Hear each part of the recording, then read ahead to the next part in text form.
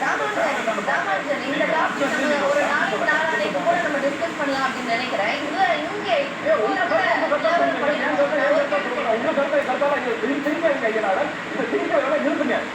யாரும் சிரிக்கல சார். ஒரு முக்கியமான கேள்வி. புதுச்சேரி நிலவரத்தையும் பார்க்கிறோம். 1ல தாவக வெற்றி, 2ல முன்னிலை. இப்போ இருக்கிற நிலவரம் மொத்தம் இருக்கிற 30 தொகுதி தமிழ்நாட்டுக்கு மிக அருகில் இருக்கிற ஒரு மாநிலம். தமிழ் பேசுற மக்கள் தான் அங்க இருக்காங்க. ஆனா தமிழ்நாட்டு மக்கள் ஒரு விதமான ரிசல்ட் தாவக கொடுத்திருக்காங்க. ஆனா பக்கத்துல இருக்கிற புதுச்சேரி மாநிலம் மற்றொரு ரிசல்ட்டை கொடுத்திருக்காங்க. எதனால இந்த வித்தியாசம்? இப்போ வேவ்னா தமிழ்நாட்டுல இருக்கிற வேவ் அப்போ புதுச்சேரிக்கும் டிரான்ஸ்பர் ஆகியிருக்குமே, ஏன் அப்படி நடக்கல?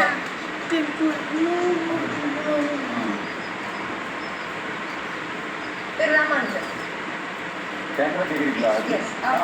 அப்படி ஒரு விஷயம் ஒவ்வொரு தொகுதி மாறி இருக்கு. நீங்க டெல்டா அப்படின்னா ஒரு காலத்துல ஜெயலலிதா இருக்கும்போது அது அதிமுக போட்டினாங்க. அப்புறம் மேற்கு மண்டலம் கூட அதிமுக போட்டினாங்க. மேற்கு மண்டலத்துல எடப்பாடி வருவாங்க இருக்கக்கூடிய மண்டலம் நீங்க சொல்லப்பட்ட இடத்துல 61 தொகுதிகளில் 21 தொகுதிகளில் அதிமுக வெற்றி இருக்கு. ஸோ தமிழ்நாட்டுக்குள்ளே இவ்வளவு மாற்றங்கள் இருக்கும்போது பக்கத்து மாநிலத்துக்கு எப்படி ஒப்புறீங்க எனக்கு தெரியல.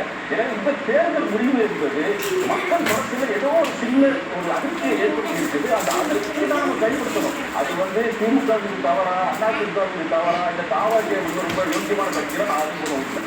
எங்கோ ஒரு தவறு நடந்திருக்கு. மக்கள் ஒரு புரட்சியை எதிர்பார்த்திருக்கிறார்கள். அது மௌன புரட்சியாக வாக்குகள் மூலம் செலுத்தி தங்களுடைய எண்ணத்தை நிறைவேற்றி இருக்கிறார்கள். இதனுடைய வெளிப்பாடு தான் இந்த தேர்தல் முடிவுடைய ஒரு மாநிலத்துக்கு மாநிலம் ஒப்பிட வேண்டிய அவசியம் இல்லை என்பது என்னுடைய கருத்து. திரு கஜேந்திரன், ஒரு புரட்சி தான் நடந்திருக்கா தமிழ்நாட்டிலேயே? அது புதுச்சேரியில நம்பரா மாறி நான் தமிழகத்தை பற்றி தான் பேசுறேன். நீங்க இந்தியா முழுக்க அப்படின்னு பார்த்தா அவர் கேரளாவில் நின்றுருந்தாருன்னா கூட 40 கேரளாவில் கூட நின்றுக்கலாம் அவரு. நான் தமிழகத்துல நீங்க நம்பர்ஸ் எல்லாம் பார்க்கல. அந்த டிவிக்கு எத்தனை இடத்துல 2000 ஓட்டு சொல்லுங்க. அது பெரிய விஷயம் இல்லையா? அங்க நீங்க சொன்ன மாதிரி அங்க ஒரு பாஜகவோட போட்டி போடுறாங்க. பாஜக ஆளுகின்ற மாநிலம். அங்கேயே அவர்களுக்குள்ள ஒரு பெரிய டென்ட் கிரியேட் பண்ணி அங்கேயும் பெனட்ரேட் ஆயிருக்காரு.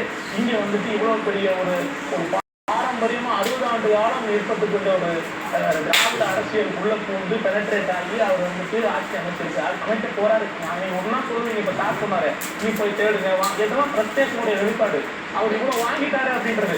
இதுவே நீங்க வேற மாதிரி வந்திருந்தா அது வேற மாதிரி வேர்டிங்ஸ் இருக்கும். இப்ப என்னன்னா நான் இந்த ஒரு வாரமா நான் இதை சொல்லிட்டு இருக்கிறேன். எப்படி திமுக அழகா ஒரு கட்டமைப்பு ஏற்படுத்தி முதலமைச்சர் 350 ஓட்டு ஒரு பூத்துக்கு வாங்கணும்னு தெளிவா சொல்லி மாநாடெல்லாம் நடத்தினாரோ அதை சைலண்டா அமிக்கபிளா விஜய் பண்ணியிருக்காரு. 235 ஓட்டு ஒரு தொகுதிக்கு ஒரு பூத்துக்கு 250 ஓட்டு வாங்கணும். ஒரு வீட்டுக்கு 2 ஓட்டு. அது நீ எப்படி வாங்குவோ தெரியாது. அதுக்கு என்ன பண்ணணும்? டெய்லி போய் மீட் பண்ணணும். வாட்டர்ஸை மீட் பண்ணணும். நீ கமிட் பண்ணணும், சந்திக்கணும். எல்லாருமே அதாவது மற்ற கட்சிகள்ல நீங்க ஓட்டு கேட்க வரணும்னா ரூபா கொடுக்கணும். ஓட்டு இப்ப கேன்வாஸ் பண்ண போனோம்னா ரூபா கொடுக்கணும். எல்லாத்துக்குமே நீங்க பூத் ஏஜென்டா போறோம்னா கூட 500 1000 கொடுத்தாதான் உள்ள உட்காருவாங்க. அதாவது இந்த சூப்பாண்டு திராவிட கட்சிகள்.